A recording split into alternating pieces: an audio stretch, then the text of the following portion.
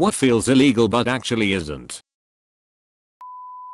Buying something from a pawn shop that is valued 10x more than they have it listed for, just because one of the employees didn't know what they were selling. I need to know now, what did you get? Not op, but I once bought a Gamma Cube with Pokemon Carlazium in it for £5.50 from a charity shop, UK. I did ask if they were sure, but they said that's how much they wanted for it. Starks. But for real. How can you price something you don't know the price at all? Having volunteered into charity shops, I can tell you that it's easier to just move things than it is to get someone to have a look. We used to get about 400 items donated per day, and usually only had 2 people helping out. On the flip side, most of our customers were deprived individuals trying to stretch what money they had as far as possible. So we considered any bargains we could throw their way part of the charity provided by the store. We guessed as best we could and used different colored stickers on different days. If something was there too long, it got reduced. I remember selling a quarter-size pool table for £15 simply because we didn't have space to store it overnight. I'm also certain many clocks, porcelain dolls and items of clothing were sold much cheaper than they were worth. Since I was a teenager trying to price them, I did have a customer return once and hand the store £200 because they'd sold a hat they got from us on eBay and thought we deserved the profits.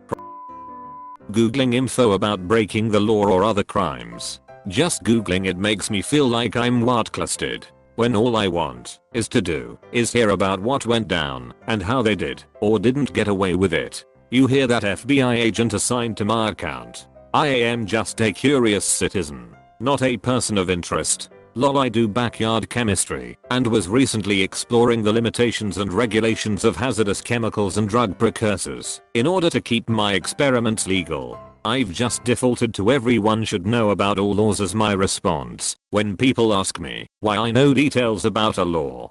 That's the perfect response. That way you can't be taken advantage of for not knowing. Smoking weed on the street in front of a cop.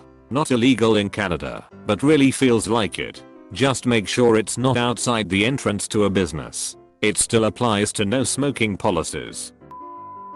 Passing a police car on the highway. I once honked at a police car because the light had turned green and they didn't go for like 10 seconds. I didn't realize it was a police car until after. I was mortified, but apparently it's not illegal. Once I was driving and someone was blinding me with their high beams from the opposite lane. I started honking and rapidly flashing my high beams. They turned them off, and as I could now see, I realized it was a cop. I have done something similar before. I was picking up a friend in a parking lot and it was dark. A random truck decided to shine their brights on me while we were both stopped. I decided to do the same. It was apparently a cop as they came over to speak with me. Lol, what did they say to you?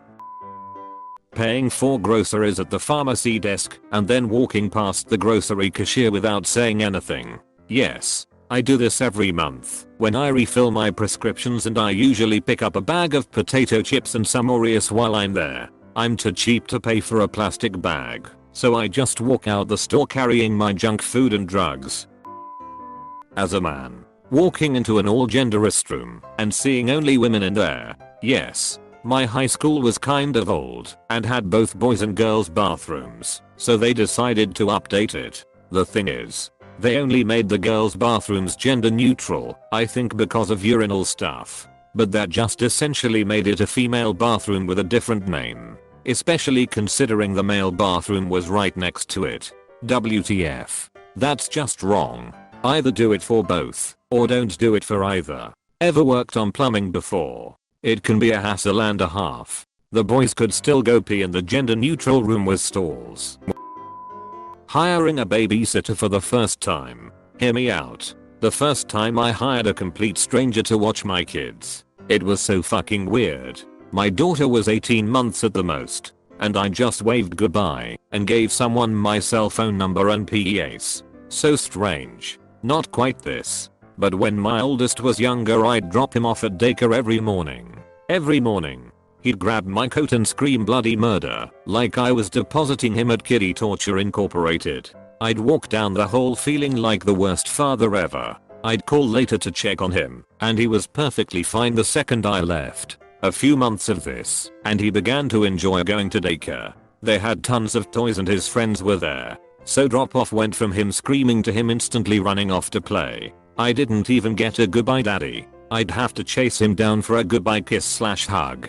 Then, I'd leave wondering if my son cared about me at all. I honestly don't know which was worse. 5 years later, at 4:30 she's crawling in their bed and as he drops her off at preschool she's clinging to his leg. The teacher peels her off of him. He says, "What can I do?" She says, "Now you just don't worry. This will only last a week or two." Darius Rucker. That song "And You're Gonna Miss This" as a parent just ripped my heart out. Asking your own money back. I always feel so guilty chasing someone for the money they owe me. Like, I don't want to be stingy, but I do want that money back because I worked for it. I regret the day I have a friend asking for financial help as I feel it will go downhill so quickly. Never heard these ending well with anyone. Coughing in public. This is hilarious because lately people sort of mumble or complain about their allergies after coughing or sneezing just to make sure you don't think they have the virus, even if they weren't talking to you. Headed to the doctor last week. Chewing gum behind my mask to freshen my breath. Just as they opened the door to the lobby I breathe a bit of my saliva. So I spend the entire time I'm in the lobby coughing and telling people I just breathed my spit. SMH. Coughing because you inhaled something, particularly a liquid, sounds different than coughing from sickness or allergies. At least, when it happens to me, I can recognize the difference. Does it sound different from another person's perspective? Sure, it sounds different if you are paying close attention and not freaking out because someone just started hacking up a cough in a doctor's office during a scary outbreak. Being honest with people about wanting to go home when I'm at a friend's house. My social circle is very good about that kind of thing. We are comfortable leaving when we want or kicking people when the hosts are done hosting. It's funny it took so long for us to get comfortable being honest like that. But everyone goes through that. Why should it be awkward? I'm done looking at you fuckers. See you all later. Apostrophe. Smell ya later losers. I'm out ta here. Yeah, sure thing Bob. See you tomorrow. Apostrophe. Buying booze. I look much younger than I am and always get carded. I'm so anxious when purchasing booze and that probably doesn't help. The cashiers always give me the stink eye and examine my ID for way too long. I had a cashier accuse me of it being a fake, and I was already so nervous I was like, oh, maybe it is fake. My bad. Asking/taking a sick day from work. It feels twice as illegal when you do so because you're just not feeling it mentally that day. I found myself doing this somewhat frequently, close to once a month, towards the end of my tenure at my last job.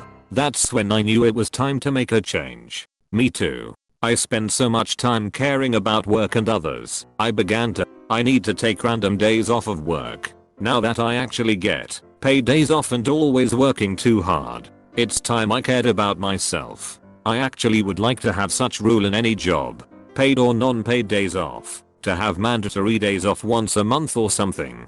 My brother has a job like that. Every month he has to take 2 days off he must take off. You like it or not. I started taking time off after my second month. In the first month of my employment I was forced to take vaccinations and ended up with a reaction to the varicella vaccine. At the age of 29 I had a mild case of chickenpox from the vaccine. I was cooking for sick people in a hospital and I literally got written up for taking 9 days until all my blisters disappeared and my 102-degree fever went away. It was when I realized they intended to punish me for it that I decided to be the biggest possible ass I could ever be to them. Going out of a supermarket without buying anything and going to a clothing store, especially since there are usually so many people greeting you and asking if you need help. I feel like I'm suspicious when I walk in but don't buy anything. I used to care until I started working in a clothing store. Then I realized 99% of the workers don't care, are just waiting for their shift to be over. Unless they work on commission. Then it's a different, much more annoying ballgame. I quit an old job in a men's clothing store because my boss said I wasn't aggressive/pushy enough with customers. In my opinion, no customer wants someone following them around the store and asking if they're okay every 5 minutes. That's just annoying. Facing backwards in an elevator. Only a sociopath would do this. Years ago, I convinced my family to all face the wall in an elevator even when someone came in on a different floor. It was way funnier to us than the person who got on and rode 20 floors with us. That would be so creepy to anyone not in on the joke. Especially if no one said a word for the whole ride. That is the joke. Turning right on red near a cop.